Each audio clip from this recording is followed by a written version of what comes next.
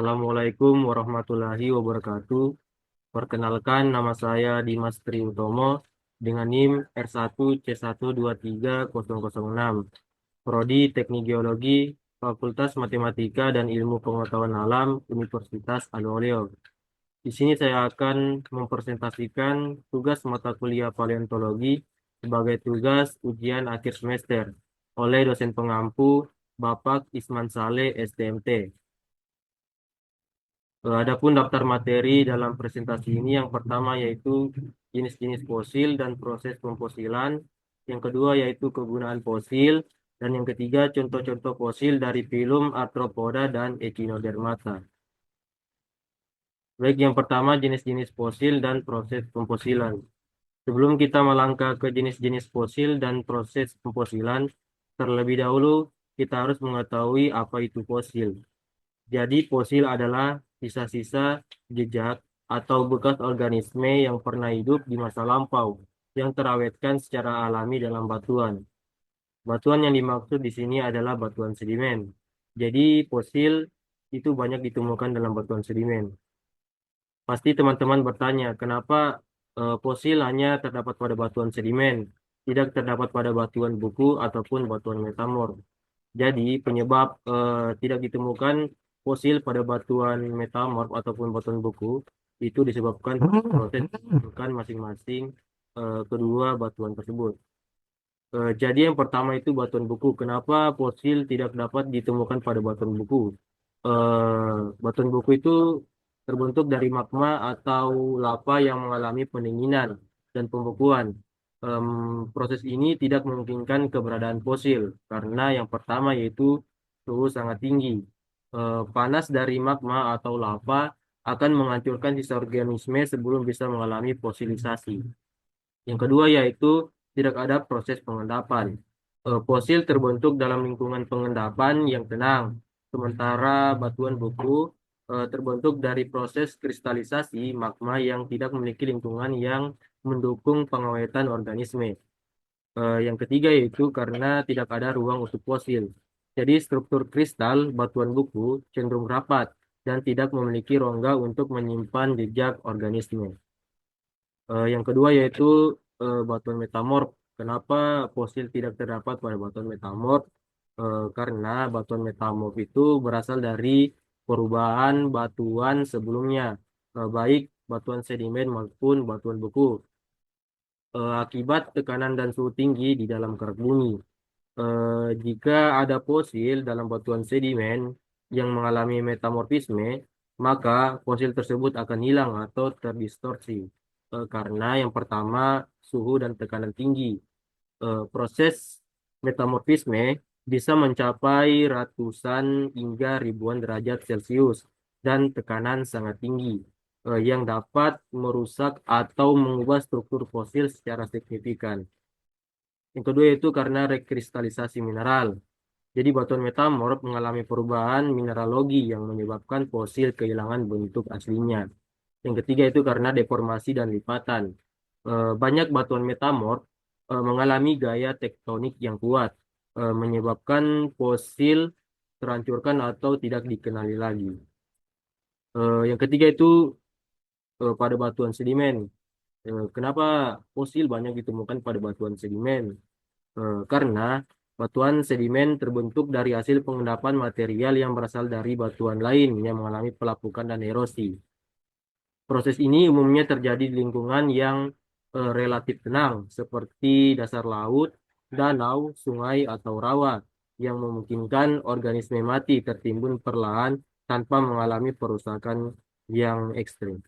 Jadi itulah penyebab kenapa fosil banyak ditemukan pada batuan sedimen dan tidak ditemukan pada batuan buku ataupun batuan metamorf. Jadi kita ke melangkah ke jenis-jenis fosil. Secara garis besar, ahli paleontologi membagi fosil menjadi tiga kelompok utama. Yang pertama yaitu bodi fosil. Bodi fosil adalah fosil yang berasal dari bagian tubuh organisme yang terawetkan. Berasal dari bagian keras tubuh organisme seperti tulang, gigi, cangkang, atau kayu. Gambar di samping ini bisa kita lihat merupakan gambar bodi fosil berupa tulang dinosaurus dari zaman Jurassik yang diawetkan di dinding yang terangkat secara alami dalam hampir vertikal di Monumen Nasional Dinosaurus di Colorado.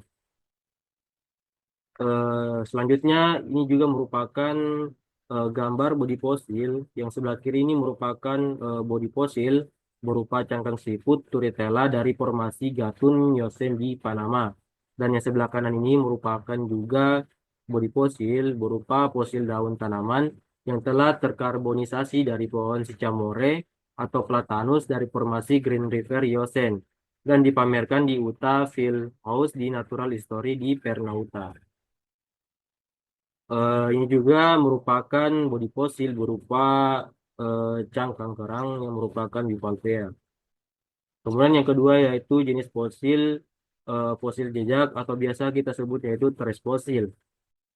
Jejak fosil atau fosil jejak adalah jenis fosil yang merekam aktivitas atau perilaku organisme di masa lampau, bukan bagian tubuhnya. Fosil ini mencakup jejak, burau atau lubang tempat tinggal, jalur bekas langkah, koprolit atau kotoran yang membatu, dan struktur lain yang dihasilkan oleh interaksi organisme dengan lingkungan mereka. Ada tiga jenis utama pada fosil jejak. Itu yang pertama jejak pergerakan, predasi, dan pencernaan.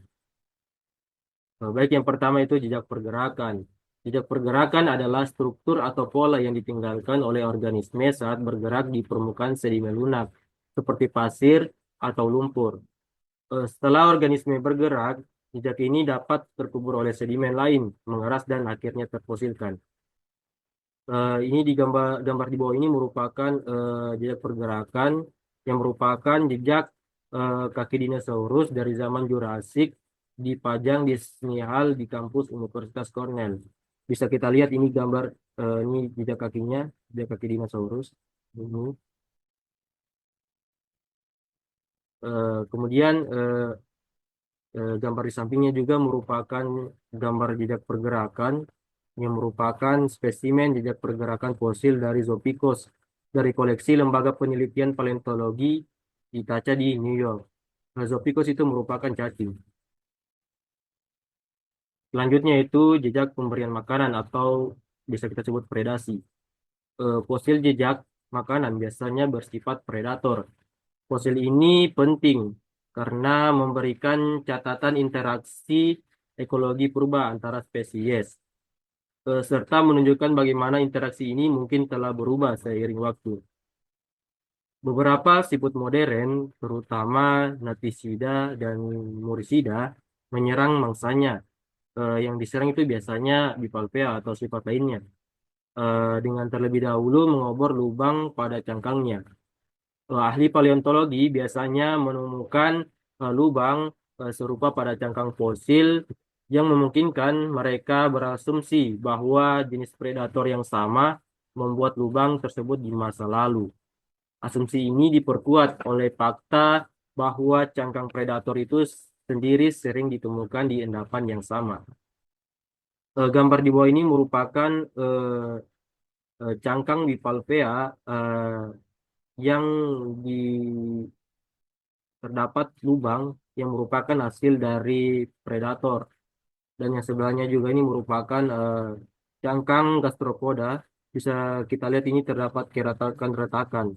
Retakan ini merupakan hasil dari predator yang menyerang pada cangkang ini. Selanjutnya itu jejak pencernaan. Fosil jejak pencernaan terdiri dari kotoran yang membatu. Fosil-fosil ini secara ilmiah dikenal sebagai koprolit. Kotoran koprolit bermanfaat secara ilmiah karena terkadang kotoran tersebut memberitahu ahli paleontologi jenis makanan apa yang dimakan organisme purba. Misalnya beberapa kotoran koprolit besar dari zaman kapur mengandung fragmen tulang dinosaurus yang menunjukkan bahwa kotoran tersebut dihasilkan oleh dinosaurus pemakan daging yang besar. Bisa kita lihat gambar di bawah merupakan spesimen koprolit dari Oligocene di Clark County di Oregon. Selanjutnya itu jenis fosil yang ketiga yaitu fosil cetakan atau biasa kita sebut mold atau case. Cetakan atau mold merupakan ruang kosong yang terbentuk karena organisme terurai, tapi meninggalkan bentuknya dalam batuan. Dan case merupakan bagian dari mold yang terbentuk ketika cetakan terisi mineral dan menjadi salinan bentuk organisme. Gambar di bawah ini merupakan fosil mold yang bisa kita lihat terdapat beberapa cetakan organisme dalam sedimen. Dan yang gambar di sampingnya itu merupakan fosil case yang merupakan terbentuk karena material mengisi dari cetakan sebelumnya atau dari mold.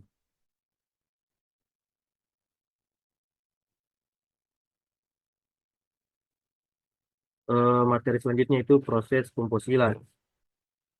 Proses pembentukan fosil disebut fosilisasi, yaitu serangkaian proses geologis yang memungkinkan sisa-sisa organisme atau jejak aktivitasnya bertahan dalam batuan sedimen selama jutaan tahun. Eh, Adapun tahapan dalam fosilisasi yang pertama yaitu kematian organisme. Organisme, hewan, tumbuhan, atau mikroba mati di lingkungan yang mendukung fosilisasi seperti dasar laut, danau, rawa, atau tempat dengan sedimentasi cepat. Jadi sisa-sisa organisme biasanya hanya menjadi fosil di lingkungan pengendapan tempat sedimentasi karena penguburan sering terjadi. Contoh lingkungan pengendapan yang umum adalah danau, sungai, dan cekungan laut. Organisme yang hidup di lingkungan jenis ini eh, dipindahkan ke lingkungan jenis ini segera telah mati, lebih mungkin terawetkan sebagai fosil daripada organisme yang hidup di tempat lain. Jadi secara umum organisme yang hidup di atau dekat lingkungan pengendapan memiliki catatan fosil yang jauh lebih baik daripada organisme yang hidup jauh dari habitat tersebut. Misalnya pada gambar di bawah ini merupakan gambar lingkungan pengendapan yang terdapat banyak fosil. Eh, Fosil yang terdapat pada lingkungan pengendapan ini merupakan fosil cangkang Bupalpea dan terdapat di pantai Capitola dekat Santa Cruz, California. Yang kedua yaitu penguburan cepat. Agar tidak hancur oleh pemangsa atau pembusukan, sisa organisme harus segera tertimbun oleh sedimen, pasir, lumpur, atau abu vulkanik. Lapisan sedimen ini melindungi sisa-sisa organisme dari gangguan fisik dan biologis. Proses pemfosilan yang ketiga yaitu proses diagenesis atau perubahan kimia dan fisik. Jadi setelah organisme tersebut atau fosil tertimbun oleh material sedimen, maka organisme tersebut akan mengalami pengawetan. Jadi pengawetan-pengawetan yang dialami itu yang pertama pengawetan bagian lunak organisme tersebut, yang kedua pengawetan bagian keras asli dari organisme tersebut, dan yang ketiga pengawetan bagian keras telah mengalami perubahan, dan yang terakhir itu pengawetan sisa-sisa atau jejak organisme. Baik, yang pertama itu pengawetan bagian lunak organisme tersebut. Jadi jenis fosil yang terawetkan melalui proses ini terjadi pada kondisi pengawetan yang khusus. Organisme harus terkubur dalam suatu material yang mampu menahan dari pembusukan pada bagian lunaknya. Material yang memiliki sifat seperti tersebut antara lain tanah yang beku, tanah yang jenuh, dan getapon. Selain pembusukan bagian lunak dari organisme tersebut, tidak terganggu oleh organisme pemangsa atau predator. Selanjutnya yaitu pengawetan bagian keras asli organisme tersebut. Jadi hampir semua jenis organisme memiliki bagian keras, baik itu dimiliki oleh hewan maupun tumbuhan, sehingga memungkinkan untuk terfosilkan. Bagian-bagian keras tersebut dapat berupa cangkang pada kerang maupun siput, gigi atau tulang dari golongan vertebrata yang keluar dari kepiting atau jaringan kayu pada tumbuhan. Bagian keras tersebut memiliki kandungan mineral yang mampu menahannya dari proses pelapukan dan reaksi kimia. Berdasarkan atas komposisinya, fosil bagian keras dapat dibedakan menjadi tiga macam, yaitu bersifat karbonatan, fosfatan, silikatan, dan kitinan. Yang pertama itu fosil yang bersifat karbonatan. Bagian keras yang tersusun oleh material karbonatan seperti kalsium karbonat sangat umum dijumpai pada golongan invertebrata, misalnya pada cangkang kerang, siput, dan koral. Kebanyakan dari mereka terawetkan dalam bentuk aslinya, tanpa adanya tanda-tanda perubahan fisik maupun kimiawi. Yang kedua yaitu eh, fosil yang bersifat fosfatan. Bagian tubuh yang mengandung material bersifat fosfatan antara lain tulang dan gigi pada golongan vertebrata serta rangka luar dari beberapa golongan invertebrata. Senyawa ini sangat tahan terhadap pelapukan sehingga banyak menjadi fosil dengan pengawetan yang sangat bagus seperti fosil gigi, ikan hiu, dan gading stegodon atau gajah purba. Yang ketiga itu fosil bersifat silikatan. Beberapa macam organisme yang mempunyai rangkaian tersusun oleh senyawa silika atau silika dioksida kebanyakan akan terawetkan dengan baik. Organisme tersebut antara lain jenis sponsa yang berkerangka silikatan serta pengawetan golongan plankton silikat misalnya diatome atau radiolaria. Selanjutnya itu fosil yang bersifat kitinan. Beberapa macam organisme yang mempunyai rangka luar bersifat kitinan atau senyawa yang mirip penyusun kuku atau zat tanduk. Untuk organisme yang memiliki kandungan seperti antara lain golongan arthropoda dan beberapa organisme lain sering terawetkan menjadi lapisan tipis zat arang akibat komposisi kimianya serta akibat fosil yang tertekan ketika penguburan. Selanjutnya itu pengawetan bagian keras yang telah mengalami perubahan. Jadi sebagian besar fosil yang telah terkubur dalam suatu sedimen biasanya akan mengalami perubahan yang besar. Perubahan ini akan ditentukan oleh komposisi awal dari bagian keras suatu organismenya sendiri. Proses tersebut antara lain karbonisasi, petrifikasi, permineralisasi, dan penggantian atau mineralisasi. Yang pertama itu karbonisasi. Proses ini juga dikenal sebagai proses disterilisasi yang terjadi akibat zat organik yang ada pada organisme tersebut mengalami pembusukan atau perlahan-lahan setelah terkubur. Setelah proses dekomposisi, zat organik tersebut secara perlahan eh, akan kehilangan gas cairannya. Akhir dari proses ini adalah zat organik tersebut hanya akan meninggalkan lapisan tipis dari karbon. Contoh dari proses ini ditunjukkan oleh adanya fosil graptolit, fosil daun, dan fosil ikan. Selanjutnya itu petrifikasi atau permineralisasi. Jadi proses ini terjadi apabila air tanah yang mengandung suatu mineral tertentu menyusut ke pori-pori pada tulang, cangkang, atau mineral tumbuhan. Air tanah ini kemudian mengendapkan mineral yang terlarut pada pori maupun rongga yang kosong dari bagian keras organisme tersebut. Kebanyakan cangkang organisme yang mengalami pengawetan ini biasanya akan mengalami penamaan berat dan juga akan lebih tahan terhadap pelapukan. Mineral-mineral yang biasa diendapkan dengan cara ini seperti antara lain kalsit, silika, dan sejumlah senyawa dari besi atau besi oksida. Selanjutnya itu penggantian atau mineralisasi. Penguatan jenis ini terjadi apabila bagian keras suatu organisme terbawa pergi setelah dilarutkan oleh air tanah, meninggalkan rongga yang bentuknya merupakan cetakan dari bagian keras tadi. Proses ini segera eh, diikuti oleh pengendapan mineral lain yang dibawa oleh air tanah tersebut pada rongga yang tertinggal sehingga terjadi bentuk yang serupa dengan bagian keras dari suatu organisme tadi. Namun dengan senyawa atau mineral yang lain, sering pergantian ini terjadi molekul demi molekul tanpa merubah struktur dalam yang rumit dari bagian keras yang terlarutkan tadi.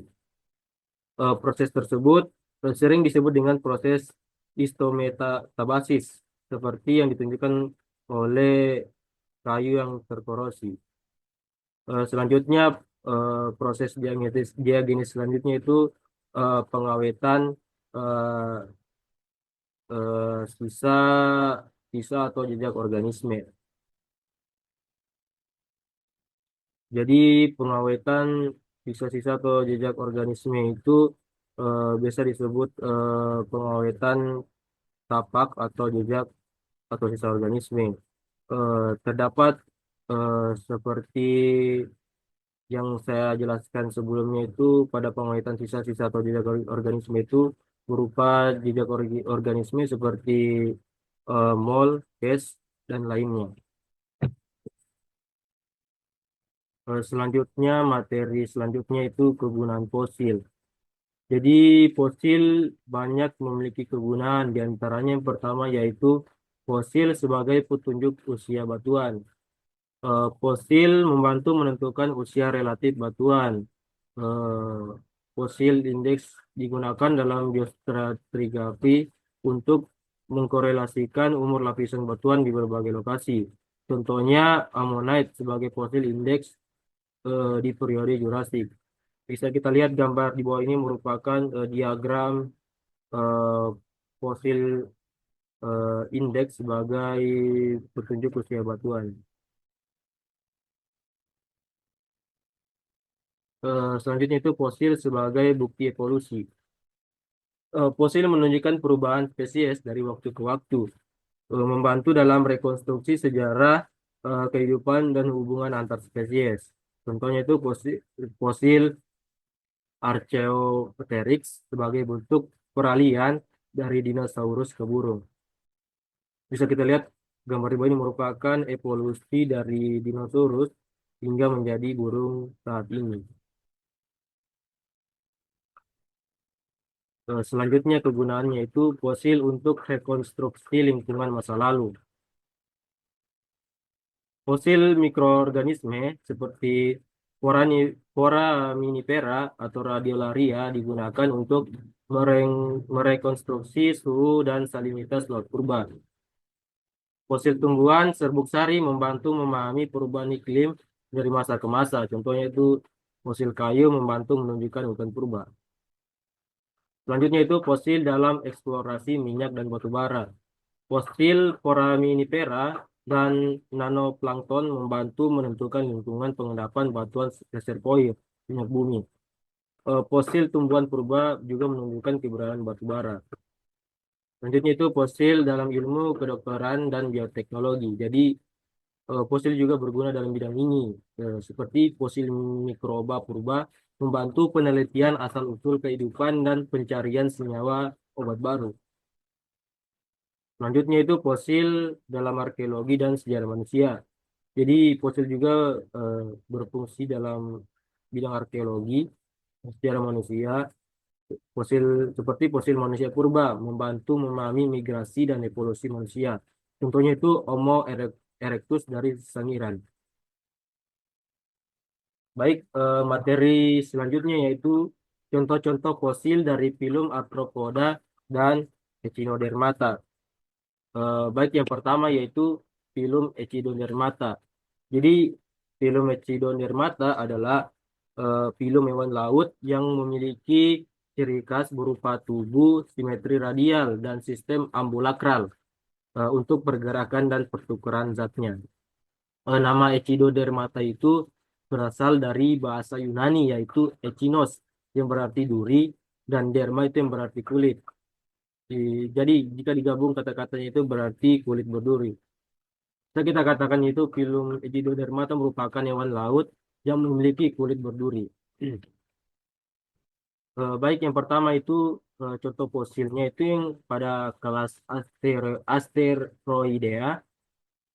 Bisa kita lihat ini gambar ini memiliki taksonomi Kingdom Animalia, filum Echinodermata, kelas Asteroidea, ordo Platyasterida, familinya Urasterelidae, spesiesnya atau nama fosil ini yaitu Urasterella sp dan memiliki umur geologi yaitu Devon. Kemudian gambar yang di samping itu, fosil yang di samping itu eh, memiliki kingdom Animalia, phylum Echinodermata, kelas Asteroidea, ordo Spinulosida, familinya itu Echinasteridae, spesies atau nama fosil ini yaitu Enrichia penturana. Fosil ini memiliki umur geologi Miocene atau sekitar 23 sampai 5,3 juta tahun yang lalu. Kemudian gambar fosil asteroidea selanjutnya itu yang ini bisa kita lihat memiliki kingdom Animalia, phylum Echinodermata, kelas Asteroidea, ordo Paxillosida, familinya itu Astropectinidae, memiliki nama Pentasteria longispina, dan umur geologinya itu Jurassic sekitar 150 juta tahun yang lalu. Kemudian kelas phylum Echinodermata selanjutnya itu kelas Ophiuroidea. Gambar fosil eh, pada kelas Ophiuroidea itu yang ini, yang pertama memiliki kingdom Animalia, phylum Echinodermata, kelas Ophiuroidea, ordonya itu Ophiurida, familinya Ophioleucidae, dan nama dari fosil ini yaitu Ophiopina elegans. Memiliki umur geologi Jurassic 174 sampai 164 juta tahun yang lalu. Kemudian gambar fosil selanjutnya itu yang ini memiliki taksonomi Kingdom Animalia, phylum Echinodermata, kelas Ophiuroidea, ordonya Ophiurida, familinya Ophiulepididae, dan nama fosil ini yaitu Ophiopetra, dan memiliki umur geologi Jurassic atau sekitar 150 juta tahun yang lalu. Selanjutnya pada kelas Rhinoidea, bisa kita lihat gambarnya ini pada kelas Rhinoidea, gambar fosilnya memiliki taksonomi eh, Kingdom Animalia, phylum Echinodermata, kelas Rhinoidea, ordo Cladida, familinya itu Stella Rocrinidae, dan nama fosil ini yaitu Stella Rocrinus bilineatus. Memiliki umur geologi karbon 359 sampai 299 juta tahun yang lalu. Kemudian ya ini selanjutnya gambar dari fosil phylum uh, Crinoidea. Sama seperti tadi, kingdom dan filmnya sama, dan kelasnya juga sama, tapi memiliki ordo Homocrinida, famili Homocrinidae, dan nama dari fosil ini yaitu Daedalocrinus sp. Memiliki umur geologi Ordovisian atau sekitar 485 sampai 443 juta tahun yang lalu. Eh, ini juga merupakan fosil dari Crinoidea, memiliki ordo Taxocrinida, familinya Taxocrinidae, dan nama fosilnya itu Taxocrinus. Memiliki umur geologi Carboniferous sekitar 359 sampai 299 juta tahun yang lalu. Selanjutnya itu pada kelas Holoturoidea, atau biasa kita sebutnya itu timun laut. Eh, Bisa kita lihat ini gambarnya seperti timun laut. Yang ini kelas, yang ini timun laut. Ini. Eh, Pada gambar ini fosil ini memiliki kingdom Animalia, phylum Echinodermata, kelas Holoturoidea, ordonya itu Apodida, familinya itu Taxocrinidae, nama eh, nama spesies atau fosilnya itu Arcistrum sp. Umur geologinya itu Pennsylvanian atau sekitar 323 sampai 212 juta tahun lalu. Kemudian ini juga merupakan kelas dari Holoturoidea atau timun laut. Bisa kita lihat ini, yang ini gambar fosil Holoturoidea. Memiliki kingdom dan phylum dan kelasnya juga sama, tapi memiliki ordo Apodida, familinya Chiridotidae, dan nama fosilnya itu Chiridota rigida, dan memiliki umur geologi Trias akhir atau Jura awal atau sekitar 201 sampai 145 juta tahun yang lalu. Kemudian kelas yang terakhir yaitu kelas Blastoidea. Eh, Bisa kita lihat gambar ini fosilnya memiliki kingdom Animalia, phylum Echidodermata, kelas Blastoidea, eh, ordo Piraculata, familinya itu Pentremitidae, spesies atau nama fosil ini yaitu Pentremites robustus. Memiliki umur geologi Mississippian atau sekitar 358,9 sampai 323,2 juta tahun yang lalu. Kemudian ini juga merupakan fosil dari kelas Blastoidea. Eh, Kingdom, phylum, dan kelasnya juga sama dan ordernya juga sama, tetapi eh, pemilihnya juga sama, tetapi nama fosilnya itu Ventremites godani. Memiliki umur geologi eh, sama juga memiliki seperti yang gambar sebelumnya, yaitu pada Mississippian eh, 358,9 sampai 323,2 juta tahun yang lalu. Kelas Blastoidea ini eh, jenis organisme itu sudah punah, jadi tidak ditemukan pada masa sekarang. Dan selanjutnya itu kelas Echinoidea. Eh, Jadi ini kelasnya itu kayak Echinoidea itu seperti bulu babi. Eh, ini fosilnya, adapun taksonominya itu kingdom Animalia, phylum Echidodermata, kelas Echinoidea, ordonya itu Camarodonta, familinya itu Strongylocentrotidae, nama dari fosilnya itu Strongylocentrotus purpuratus, dan memiliki umur geologi Cretaceous 100 juta tahun yang lalu. Dan ini juga merupakan fosil dari kelas Echinoidea. Kita lihat seperti bulu babi ya. Memiliki kingdom Animalia, filumnya juga Echidodermata, kelasnya Echinoidea, ordonya Camarodonta, familinya itu Echinometridae, dan nama fosilnya itu Heterocentrotus mamillatus. Memiliki umur geologi Miosen atau sekitar 23 sampai 5 juta tahun yang lalu. Dan ini juga fosil dari Echinoidea. Kingdom, phylum, dan kelasnya juga sama, tetapi memiliki ordo Pidaroida, famili Pidaridae, dan nama fosilnya itu Archaeochidaris imanis. Dan memiliki umur geologi Permian atau sekitar 299 sampai 252 juta tahun yang lalu. Dan ini juga merupakan fosil dari Echinoidea.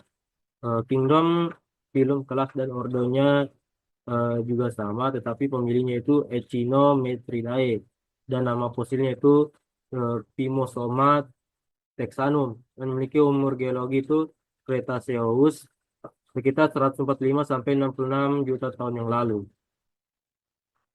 Selanjutnya itu pada filum Arthropoda. Jadi filum Arthropoda adalah kelompok hewan yang memiliki exoskeleton atau rangka luar, tubuh bersegmen, dan kaki berruas-ruas atau berbuku-buku. Arthropoda merupakan filum terbesar dalam dunia hewan, mencakup lebih dari 80% dari semua spesies hewan yang dikenal. Eh, kata arthropoda itu berasal dari bahasa Yunani yang pertama, yaitu arthron yang berarti sendi atau ruas, dan podos yang berarti kaki.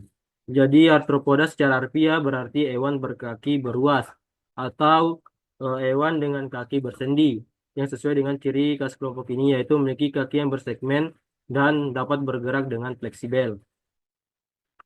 Eh, Fosilnya itu pada kelas Trilobita, bisa kita lihat ini, yang ini Trilobitanya.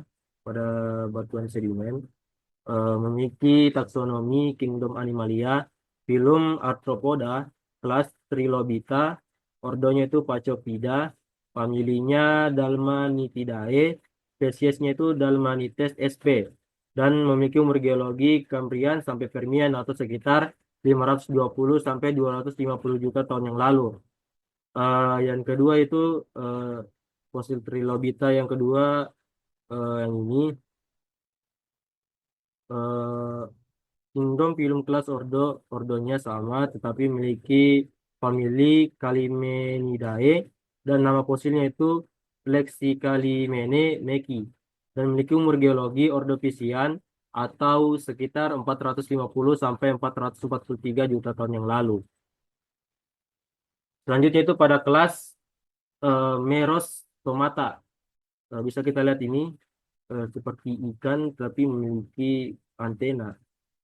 Eh, Adapun taksonominya itu yang pertama Kingdom Animalia seperti biasa, filum Arthropoda, subfilumnya itu Chelicerata, kelasnya itu Merostomata, ordonya Euripterida, familinya itu Euripteridae, dan nama dari fosil ini yaitu Euripterus remipes, memiliki umur geologis Silurian atau 430 sampai 420 juta tahun yang lalu.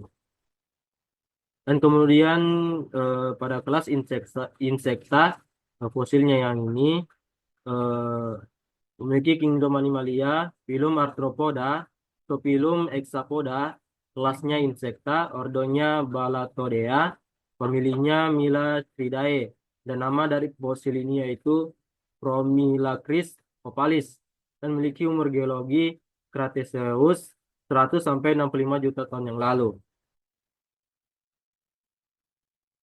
Kemudian kelas Ostracoda. Bisa kita lihat yang kecil-kecil ini.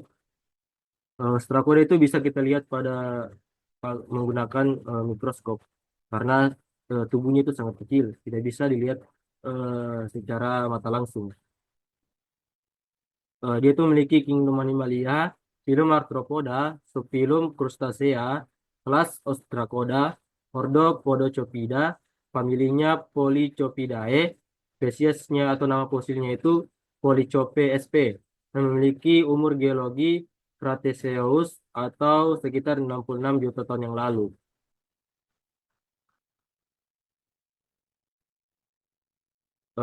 Kemudian kita sampai pada kesimpulan pada presentasi kali ini. Jadi kesimpulan pada presentasi ini, fosil adalah sisa-sisa jejak atau bekas organisme yang pernah hidup di masa lampau, yang terawetkan secara alami dalam batuan. Batuan yang terdapat fosil itu batuan sedimen. Adapun jenis-jenis fosil yaitu bodi fosil, jejak fosil atau trace fosil, dan fosil cetakan. Proses pemfosilan adalah perubahan sisa organisme menjadi fosil melalui permineralisasi, karbonisasi, cetakan, atau mumifikasi. Proses ini terjadi dalam jangka waktu yang lama di bawah kondisi tertentu, seperti tertimbun sedimen dan minim oksigen. Pemfosilan menjaga struktur atau jejak makhluk hidup, memungkinkan ilmuwan mempelajari sejarah kehidupan dan evolusi di bumi. Kegunaan dari fosil yaitu untuk menentukan umur suatu batuan, lingkungan purba, bukti evolusi, dan juga berguna pada bidang geologi dan bidang ilmu lainnya, seperti bioteknologi dan bidang kedokteran. Adapun contoh fosil dari filum Echinodermata dan filum Arthropoda dapat dilihat berdasarkan kelas masing-masing dari kedua film tersebut. Terima kasih. Demikian eh, presentasi dari saya. Mohon maaf bila banyak kekurangan dari penjelasan saya dan juga PPT yang saya sajikan. Mohon maaf bila tidak sebaik mungkin. Saya tutup dengan wabillahi taufiq walhidayah. Wassalamualaikum warahmatullahi wabarakatuh.